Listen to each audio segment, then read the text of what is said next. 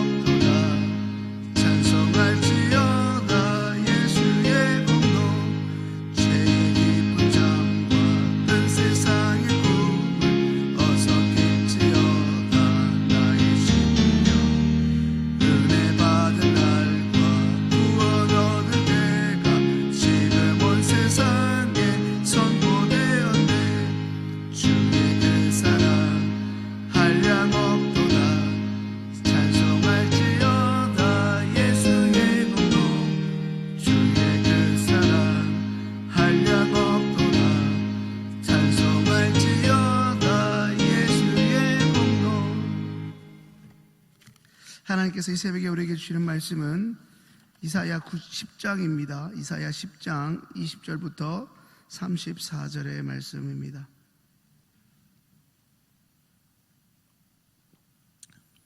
(20절부터 34절의 말씀) 함께 읽겠습니다. 그날에 이스라엘의 남은 자와 야곱 족속의 피난한 자들이 다시는 자기를 친자를 의뢰치 아니하고 이스라엘의 거룩하신 자 여호와를 진실이 의뢰하리니 남은 자 곧 야곱의 남은 자가 능하신 하나님께로 돌아올 것이라. 이스라엘이여 내 백성이 바다의 모래가 될지라도 남은 자만 돌아오리니 넘치는 공의로 회멸이 작정되었음이라. 이미 작정되었은즉 주 만군의 여호와께서 온 세계 중에 끝까지 행하시리라. 주 만군의 여호와께서 가라사대 시온에 거한 나의 백성들아, 아수르 사람이 애굽을 본받아 막대기로 너를 때리며 몽둥이를 들어 너를 칠지라도 그를 두려워 말라. 내가 불구에 내게는 분을 그치고 돌을 옮겨 그들을 멸하리라 하시도다. 만군의 여호와께서 채찍을 들어 그를 치시되 오렙 반석에서 미디안 사람을 쳐 죽이신 것 같이 하실 것이며 막대기를 드시되 바다를 향하여 애굽에 드신 것 같이 하실 것이라. 그날에 그의 무거운 짐이 내 어깨에서 떠나고 그의 멍에가 내 목에서 벗어지되 기름진 까닭에 멍에가 부러지리라. 아수르 왕이 아야세에 이르러 미그론을 지나 믹마스의 치중을 머무르고 영을 넘어 게바에서 유숙함에 나만은 떨고 사울의 기브와 사람은 도망하도다. 딸 갈리마 큰 소리로 외칠지어다. 라이사에야 자세히 들을지어다. 가련하다 너 아나도시오. 만메나 사람은 피난하며 개빈 거민은 도망하도다. 이날에 그가 노베서 쉬고 딸 시온산 곧 예루살렘 산을 향하여 그 손을 흔들리로다. 주 만군의 여호와께서 혁혁한 위력으로 그 가지를 꺾으시리니 그 장대한 자가 찍힐 것이요 높은 자가 낮아질 것이며 철로 그 빽빽한 삼림을 베시리니 레바논이 권능 있는 자에게 작벌을 당하리라. 아멘.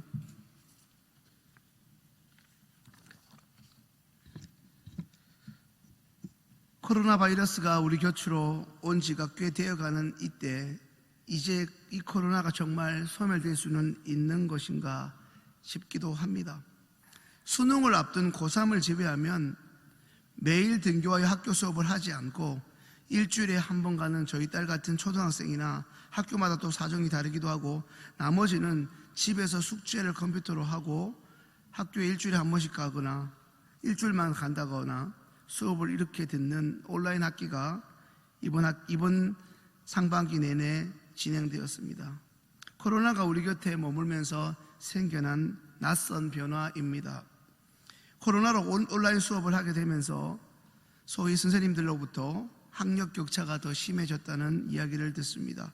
그 이유는 오늘날 맞벌이 가정이 대부분이라고 해도 과언이 아닌 이때 자녀가 혼자서 집에서 공부하고 있는 경우 숙제는 해야겠지만 학업에 집중하기가 결코 쉽지 않습니다. 오죽했으면 인터넷 용어로 엄마가 보고 있다 이런 말이 있겠습니까? 엄마가 보지 않으니 아빠가 잔소리하지 않으니 자기 세상입니다. 숙제는 해야 되지만 나머지는 출석해놓고 딴 것 하는 거죠. 예를 들면 미용하는 것, 염색하는 것, 꼬락을 하고 있기도 합니다. 아이들 입장에서도 결코 마음 지키기가 쉽지 않을 것입니다. 컴퓨터를 틀어놓고 자기 하고 싶은 것을 하는 학생과 그 시간 평소 학교처럼 똑같은 마음으로 공부하는 이 학생들 간에 소위 학력 격차가 심화되고 있습니다. 이 어수선하고 혼란스러운 교육 환경 속에서도 공부할 학생은 다 있구나, 공부하는 학생은 어떤 상황에도 어김없이 공부를 하는 셈입니다. 그런 생각을 하면서 오늘 이사야 말씀을 보니 우리의 신앙생활도 그와 크게 다르지 않다는 것을 발견하게 됩니다. 자신의 제약으로 인하여 선지자 이사야를 통한 멸망의 메시지를 통보받았던 야곱 족속, 다시 말해 북이스라엘의 멸망은 이제 돌이킬 수가 없습니다.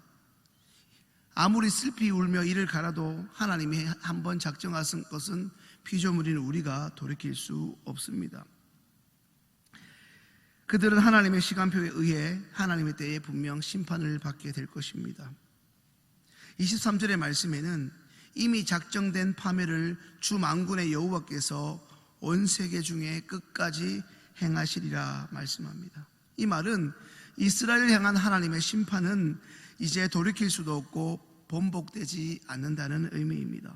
그런데 여기서 우리는 일말의 희망을 발견하게 됩니다. 그것은 구약 성경에서 무엇보다 중요한 메시지이자 개념이기도 하고 좀 더 범위를 좁혀 선지서나 예언서에서 중요한 용어를 할 수 있는 바로 남은 자 사상입니다. 이번 주 매일 새벽마다 함께 살펴본 것처럼 그것이 남유다가 되었든 북이스라엘이 되었든 그릇되고 잘못된 길에서 돌아오라는 하나님의 징계를 우습게 여기고 여전히 자기 멋대로 살아가던, 그래서 저렇게 멸망당하는 것이 차라리 낫겠다, 저렇게 멸망당해야 결국 죄를 멈출 것이 아닙니까? 그래서 차라리 멸망당하는 게 낫겠다 싶던 그들, 정말 그들에게 회복이나 구원이 가능하기는 할 것인가? 그들의 민족이 다 아수르에 망할지라도 그들 가운데 오늘 본문 20절의 말씀처럼 이제 더 이상 형식적으로나 그저 입술로만이 아닌 온 마음으로 하나님께 돌아오게 되는 이스라엘의 회복의 겨자씨, 희망의 불씨 같은 신실한 백성, 거룩한 소수가 반드시 있다는 것입니다. 하나님의 관점에서는 그런 남은 자들을 예비하고 계셨다는 것입니다. 우리가 잘 아는 창세기에 노아의 홍수가 났을 때 하나님이 다 쓸어버린 것 같지만 다시 새롭게 하시려고 노아의 가족을 의도적으로 남겨두신 것과 같은 이치입니다. 비록 그들의 수가 지금 당장은 너무나 초라하고 보잘것없을 만큼 작고 미약하지만 다시금 이전에 그들의 선조에게 허락하신 약속의 말씀처럼 바다의 모래같이 될 것입니다. 하나님은 다시금 그 작은 소수들을 통해 하나님의 백성, 하나님의 제사장 민족을 이룰 것입니다. 사랑하는 여러분, 오늘 본문에서 나타난 하나님은 어떤 분이십니까? 한번 같이 읽겠습니다. 하나님은 남은 자를 통하여 하나님 나라를 이루어 가십니다. 오늘 본문 22절 함께 읽겠습니다. 22절입니다. 이스라엘이여 대백성이 바다의 모래가 될지라도 남은 자만 돌아오리니 넘치는 공의로 회멸이 작정되었음이라.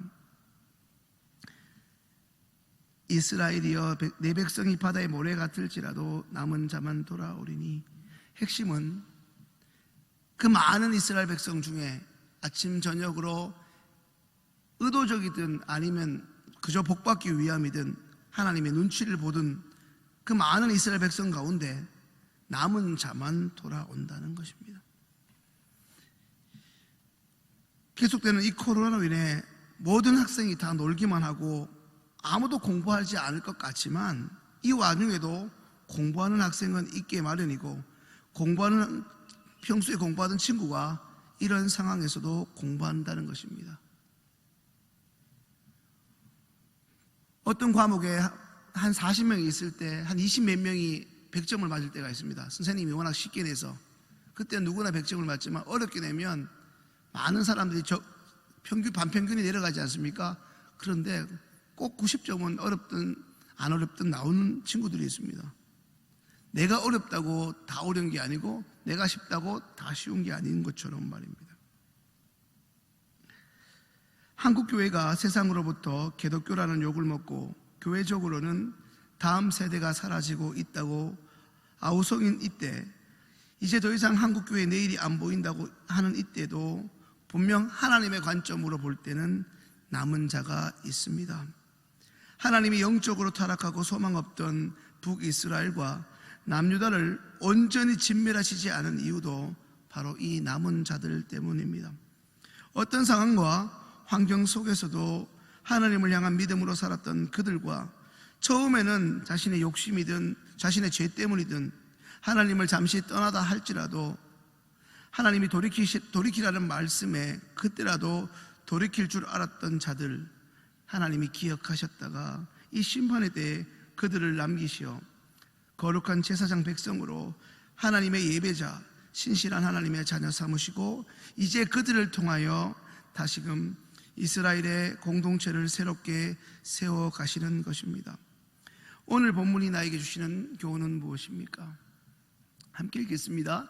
이제 우리는 복을 받기 위해서가 아니라 이 땅에 복이 되기 위해 살아가야 합니다. 얼마나 더 부자가 되고 얼마나 더 세상에서 큰 소리치고 떵떵거릴 만큼 누려야 우리에게 만족이 있겠습니까? 오히려 그것으로 인하여 나의 부유함이, 세상에서 나의 잘됨이, 그것으로 인하여 어느 순간 하나님의 복이 내게 독이 된다면, 하나님과 멀어진다면 그것은 분명 복이 아니라 독이 될 뿐입니다. 여러분 기억하셔야 합니다. 이스라엘 백성이 가졌던 선민사상, 택함받았다, 우리는 택함받은 백성이라는 이 자부심이 어느 순간 자만으로, 어느 순간 우월감으로 변질된 그들은, 나는 어떤 잘못을 해도 새벽기도 나오니까 괜찮고 몇 대째 믿으니까 괜찮다, 안심하고 어느 순간 방심하다 보니 자신들이 아버지라 부르는 그 하나님으로부터 심판당하는 비참한 존재가 되었다는 것입니다. 우리 이스라엘 백성이 선밀이라는 복이 어느 순간 하나님께로 돌이키지 못하는 독이 되었던 것처럼, 오늘 바로 우리들 새벽기도 빠지지 않고 자타가 인정하는 신앙적 열심을 가진 우리들, 게다가 직분마저 있는 우리들, 어떻게 살든 상관없이 하나님이 복 주시고 결코 나쁘게 하실 것이 없다는 일종의 안전보험으로 여겨져 결국 하나님을 떠나게 만들고, 떠나도 떠난 줄 모르고 끝간데 교만하게 살고 완악하게 영적 방종으로 사는 우리들이 아닌지 이 시간 돌아볼 수 있어야 합니다.